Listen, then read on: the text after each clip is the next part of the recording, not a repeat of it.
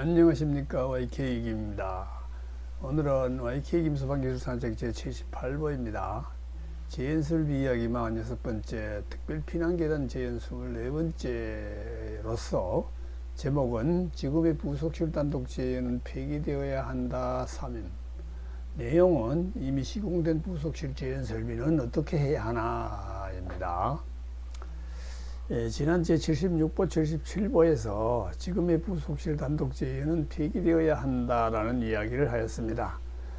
지난 25년여 동안 시행해온 대부분의 소방관들이 잘 알고 있는 부속실 단독 재연의 문제점을 실토하고 이제는 제대로 해보자 하는 것이었습니다. 사실 지금 우리의 주변을 둘러보면 이 세상에는 수많은 커다란 모순과 거짓들이 있습니다. 입에 담기 어려운 커다란 거짓들이 많지요. 거기에 비하면 우리의 실수, 누락은 아주 조그만 것이라 하겠습니다. 이렇게 생각하면 우리의 잘못은 크게 부끄러워할 것도 아닌 것입니다. 그리고 저는 우리가 수행하고 있는 부속실 단독 재연이 합리적이지 못하다는 것을 알고 벙어리 냉가슴 앓듯 답답해하고 있을 수많은 소방기술인 여러분을 대표하여 이야기하는 것으로 자유합니다. 이런 역할은 인생의 막바지에 다다른 저와 같은 사람이 해야지 누가 하겠습니까? 오늘의 주제는 지금의 부속실 단독 재연은 폐기되어야 한다고 앞에서 주장했었으나 이미 설치되어 있는 수많은 부속실 단독 재연 설비는 어떻게 처리해야 하냐는 걱정이 있을 것입니다. 지금의 많은 소방기술인들이 저의 이야기에 입 다무는 것은 제가 이야기하는 내용을 몰라서 그러는 것이 아니라 지금까지 장시간 해온 것들을 잘못되었다고 시인하는 것이 부끄러워서일 것이 첫째 이유이겠지만은 이미 설치되어 있는 지금의 재연 설비를 어떻게 처리해야 할 것인가 라는 두 번째 걱정이 있어서일 것입니다. 인간은 누구나 잘못할 수 있고 실수합니다. 그러나 대부분의 사람들이 그것을 시인하고 사과하지 않습니다. 이것은 아무나 할 수 없습니다. 사실 이것은 용기 있는 극소수의 사람만이 할 수 있습니다. 지금 세상에는 수많은 거짓이 존재하고 있는데 논쟁이 붙어도 승부가 나는 것을 보지 못합니다. 팽팽합니다. 잘못했음을 자기가 인식해도 시인을 하지 않습니다. 그것이 탄로난 뒤에도 그것을 시인 사과하는 것을 거의 볼 수가 없습니다. 그래서 발전을 못하고 거기서 멈추는 것을 많이 봅니다. 많은 세월이 가서 그들이 죽고 없어져야 후세의 사람들이 옳고 그름을 그때야 가리는 것을 많이 봅니다.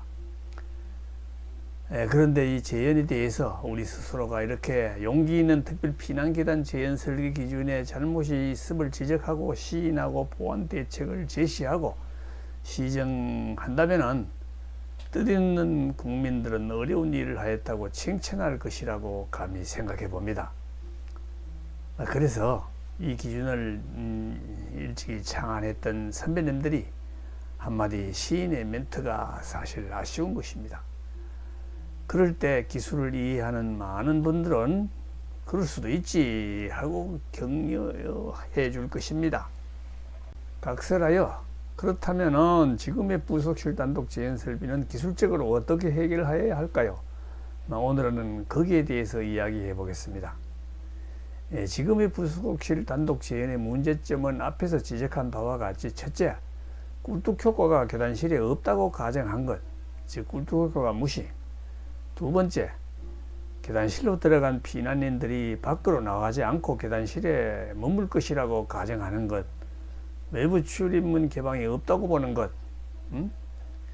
그 다음 세 번째, 비화재층을 급기 가압하여 정작 많은 급기가 필요한 화재층에는 급기 부족 현상을 초래하는 경우가 많다는 것. 이 전층 재연의 불합리성이죠. 세 번째 얘기는. 그리고 네 번째, 부속실에 피난의 장애가 될 정도의 과압 발생 우려가 가끔 있다 하는 것일 것입니다. 거기에 대한 대책은 지금의 부속실 단독 재연 설비를 아래와 같이 이제 보완하면 될 것이다. 손을 봐야 될 것이다 하는 얘기입니다. 해당 특정 소방 대상물, 이 건물이죠. 이것이 전층에 스프링클러가 설치된 것이라면은 대부분이 이런 건물에 해당이 되지요.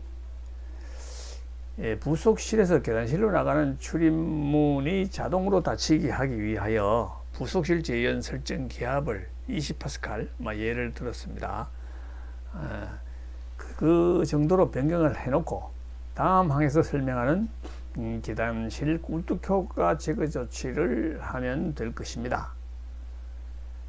자동으로 그 계단실 출입문이 닫히기 위해서는 부속실 기압이 계단실 기압보다 38파스칼 미만으로 높아야 하는데, 그래서 여유를 두어서 20파스칼이 계단실보다 부속실이 20파스칼 높도록 설정하겠다는 것입니다.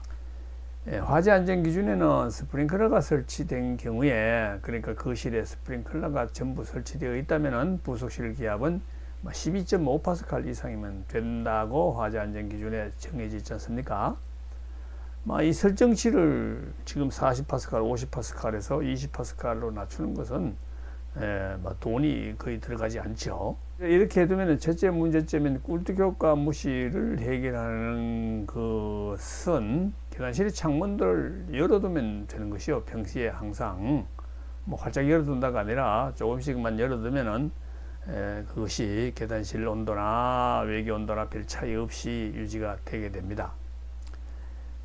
그러면은 즉 이 얘기는 계단실 기온을 외부 기온과 거의 같게 항상 관리한다는 것이죠. 이는 창문에 자동 폐쇄 장치가 없는 경우이고, 창문에 자동 폐쇄 장치가 설치되는 최신의 건축물인 경우에는 그것을 화재 시에 지금은 자동으로 닫히는 것을 오히려 자동으로 개방되도록 이제 변경 수정해야 할 것입니다. 화재 안전 기준에 이 부분을 이제 손을 봐야 될 필요가 있겠습니다만은, 이 계단실을 외부 기온과 같게 열어두고 있다는 것은 제가 몇몇 공동주택을 관찰해 보았더니 계단 그렇게 아예 하고 있습니다. 겨울철에 봤는데, 그래서 아주 계단실과 부속실이 춥도록 상당히 이 조치를 하고 있는 것을 지금 볼 수가 있습니다. 여러분이 혹시 공동주택에 살면은 지금 겨울철에 한번 관찰을 해 보시기 바랍니다. 상당히 현명한 꿀뚝효과 관리인 것으로 생각됩니다. 또한 제가 관찰한 그 공동주택에서는 부속실과 계단실 사이 출입문 그거를 열어두어서 외부 기온과 부속실이 거의 같은 수준이 되도록 하고 있습니다. 그렇게 되면은 그 부속실에 설치된 엘리베이터 승강로도 역시 서늘하게 춥게 관리되겠죠. 그러면은 승강로에도 꿀뚝효과가 거의 없는 상태가 되어서 아주 안전한 상태가 된다고 생각할 수 있겠습니다. 상당한 고수 관리 능력이라고 볼 수 있겠습니다. 그런데 그 부속실이 너무 추워서 사실 조금 문제가 있었습니다. 그런데 일반 빌딩, 63빌딩 같은 공동주택이 아닌 일반 초고층 건축물은 이렇게 하지 못합니다. 엘리베이터도 많고 계단실도 많고 높기 때문에 외피들을 아주 밀폐, 코킹, 실링하여 계단실이나 승강로에서 발생하는 꿀뚝 효과를 모든 거실에 동일하게 걸리도록, 인가되도록 관리하고 있음을 앞에 승강로 제한 제66보 내지 68보 그 내용에서 아주 상세하게 설명한 바가 있습니다. 이렇게 인위적인 계단실 승강로 개방 관리가 어려운 건물이라면 일반 63빌딩 같이 상하에 고정 그릴 창을 일부러 달거나 급배기 팬을 달아서 냉방되도록 할 수가 있을 것입니다. 이것은 제가 제안한 그 논문 거기에 방법을 얘기하는 것이라고 생각해도 됩니다. 이렇게 하면 계단실 기압은 거의 대기압 상태가 될 것입니다. 그러니까 창문을 열어두면 대기압 상태로 된다 이거죠. 그래서 이 방법을 쓰면 위에서 언급하였듯이 계단실 기온이 외기와 같은 상태이므로 계단실과 부속실이 너무 추워서 거주자가 불편하고 건물 에너지 손실이 클 것이라는 생각은 할 수 있겠습니다. 참고로 제가 제안하고 있는 꿀뚝 효과와 외부 출입문 개방을 고려한 계단실 극기가압 시스템 제안이라는 그 논문에서는 계단실 기온을 외기보다 5도씨 이상 10도씨 정도로 관리되게 하는 것으로 예를 들고 있습니다.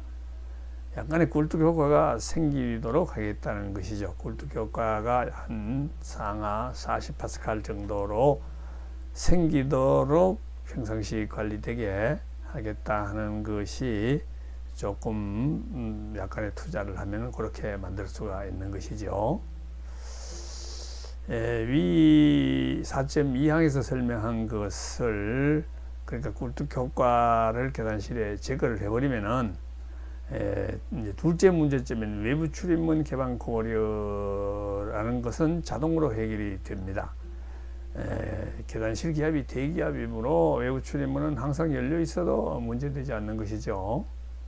셋째 문제점인 화재층 극기 부족 해결하기 위해서는 지금의 전층 재현을 화재층 재현으로 이제 시퀀스를 바꿔줘야 됩니다.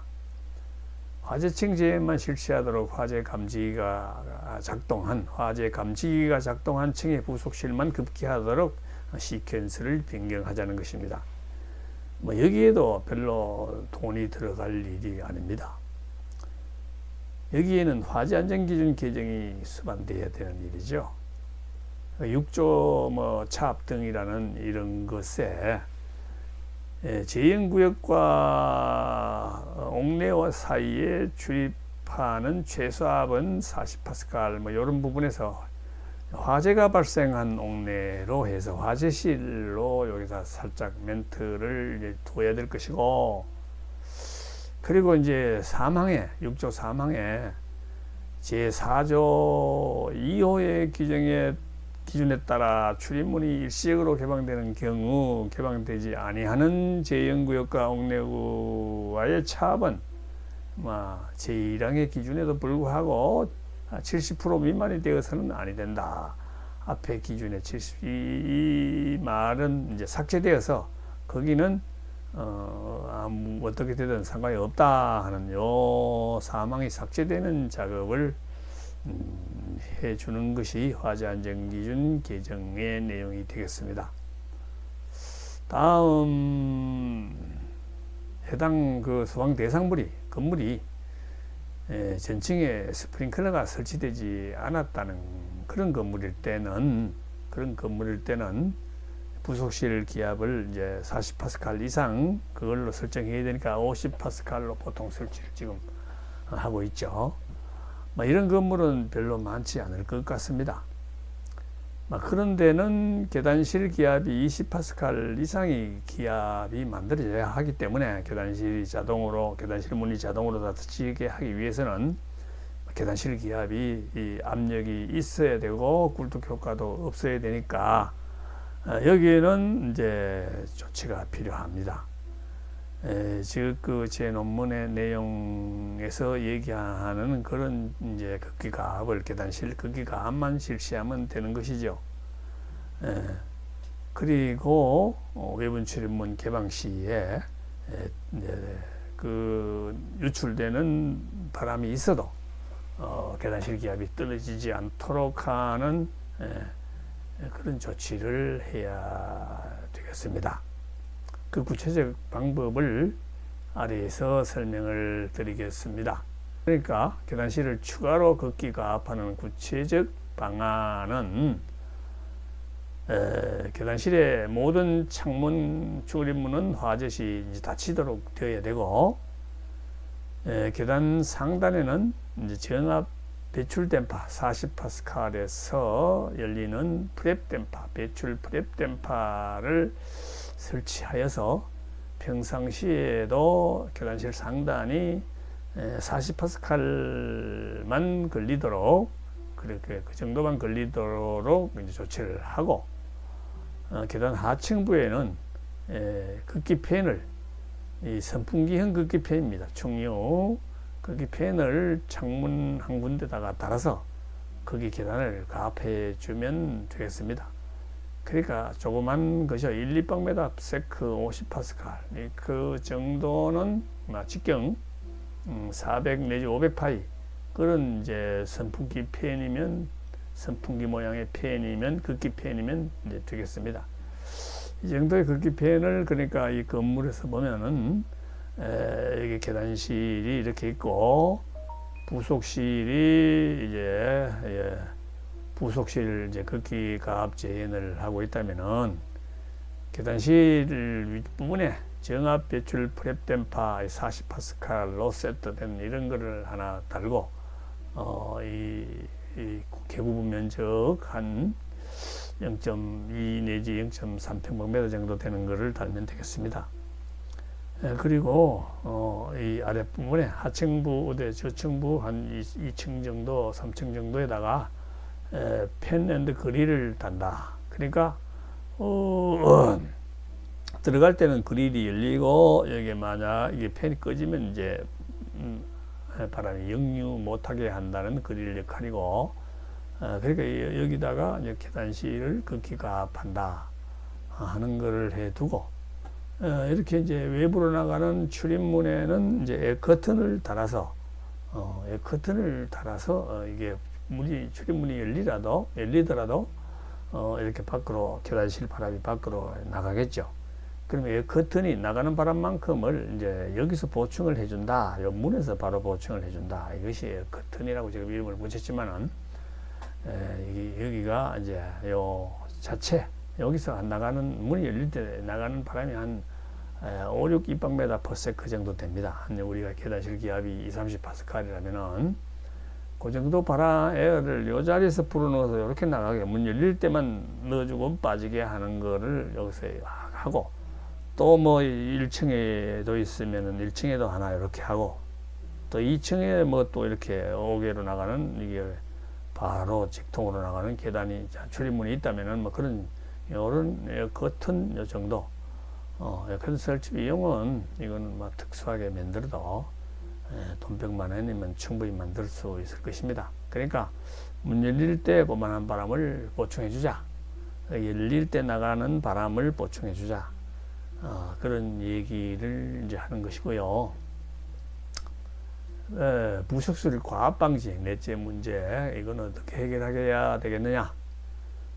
부속실의 양문, 거실 방향 출입문과 계단실 방향 출입문이 닫혀 있을 때 극기電파가 닫히더라도 극기電파의 리크량을, 극기電파가 닫혔는데 극기電파가 새지요, 바람이. 그 새는 바람량이 부속실에서 외부로 빠져나가는 그 양이 너무 작아서 부속실 과압 발생 우려가 있습니다.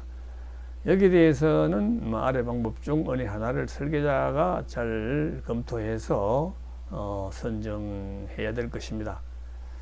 설계자는 이런 기술 검토를 작성해야 된다고 봅니다. 감리자는 이것이 없으면 한번 요구해 보십시오. 첫째 방법은 이것을 과압 방지 조치를 하지 않는 방법, 즉 그 극기電파의 그 리크량을 이렇게 판단을 해 봤을 때 어느 정도 나오고, 부속실의 구조상 그 암 기압을, 요구되는 기압 뭐 30, 40, 한 50파스칼 정도 부속실 기압이 걸려도 과압 우려를 하려면 한 뭐 60, 70파스칼까지 올라갔을 때에 부속실에서 밖으로 빠져나가는 그 양을 이제 추산할 수 있겠죠. 이거를 비교를 검토를 했을 때 과압 우려가 없다 하면은 아예 조치를 안 하는 방법. 그 다음에 그런 과압 우려가 있으면 먼저 조치를 해야죠. 두 번째 조치 방법은 그러니까 수직 극기 풍도 그 기압을 낮게 유지하는 방법. 송풍기에 인버터를 뭐 다는 방법도 있고, 수직 풍도 끝에 릴리프 댐파를 두는 방법도 있죠. 어느 것을 둘 거냐 하는 그런 거를 이제 쓰는 방법이 있고, 그러니까 수직풍도, 극기풍도 그 내부 기압을 낮춰서 리크량을 줄이는 방법, 그래서 과압 방지하는 방법. 세 번째는 그러니까 부속실에 과압 우려가 있다면은 그 앞에 쓰는 방법보다가 이 방법이 더 수월코 확실할 수가 있습니다. 조그만 프랩 댐파를 부속실에다가 다는 거죠. 계단실로 빠지게 하거나 또는 외부 방향, 그러니까 그냥 창문 등이 있는데 창문에서 건물 외부로 빠지게 다는 방법, 아니면은 이렇게 거실로 들어가도록 그 방화문에다가 달거나 또는 벽면을 타고 천정을 통해서 그 거실 쪽으로 들어가도록 하는 방법, 이렇게 슬리브를 넣어서 하는 글로벌 EMP에서 많이 쓰고 있습니다. 거기서 쓰는 방법. 이 과압 배출 프랩 댐파를 조그만 걸 다는 방법을 결정하든가, 그거는 그런 식으로 조치를 하면 될 것입니다. 그러면은 마무리를 해보겠습니다. 위에서 설명한 바와 같이 기존의 부속실 재현을 합리적으로 개선하는 것이 그렇게 어려운 일이 아니죠. 이 정도라면 새로운 건물에 새로운 계단실 재현을 적용하는 또 건설사가 있다면은 거기에서 절약되는 비용, 제가 제안하는 계단실 재현을 선택한다면은 지금의 부속실 재현 대비 투자비가 3분의 1은 절감될 것입니다. 30층 기준이라면 한 여기 3천만 원 정도의 투자비가 추산이 되는데 한 1천만 원이 절감되는 것이죠.